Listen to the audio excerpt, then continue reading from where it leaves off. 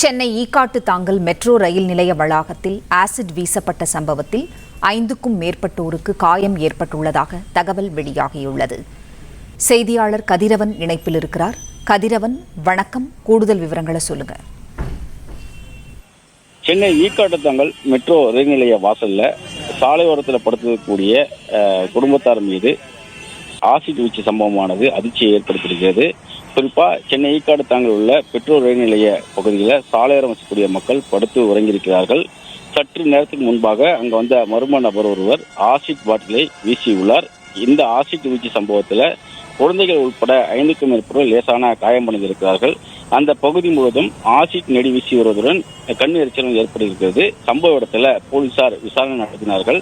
முதல் கட்ட விசாரணைகளை செல்போன் பறிப்பில் ஈடுபட்ட ராஜா என்ற ஒரு குற்றவாளி இந்த ஆசிட் வீச்சை நடத்தியிருப்பதும் தெரிய வந்திருக்கிறது. குறிப்பா சாலையோரத்தில் இருக்கக்கூடிய அந்த ராஜா என்ற குற்றவாளி கடந்த சில நாட்களுக்கு முன்பாக செல்போன் திருடிய வழக்குல அங்க இருக்கக்கூடிய பொதுமக்கள் போலீசார் தகவல் கொடுத்து அவர் சிறைக்கு அனுப்பியதும் அதன் அடிப்படையில அவர் சிறைக்கு சென்றதும் தெரிய வந்திருக்கு.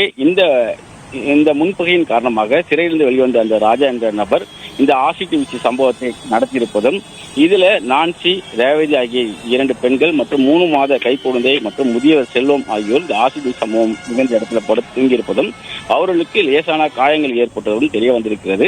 அது மட்டும் இல்லாமல் அந்த பகுதி முழுவதுமே ஆசிட் நெடி வீசி வருவதாக கண்ணெரிச்சல் ஏற்படுத்தவும் தெரிய வந்திருக்கிறது. இது தொடர்பாக கிண்டி போலீசார் தொடர்ந்து விசாரணை நடத்தி வருகிறார்கள். இந்த ராஜா என்ற நபரை தேடும் பணியிலும் தற்போது கிண்டி போலீசார் ஈடுபட்டிருக்கிறார்கள். இந்த சம்பவம் பெரும் பரபரப்பை ஏற்படுத்தியிருக்கும் நிலையில் கிண்டி போலீசார் அந்த ராஜா என்ற நபரை தொடர்ந்து தேடி வருகிறார்கள்.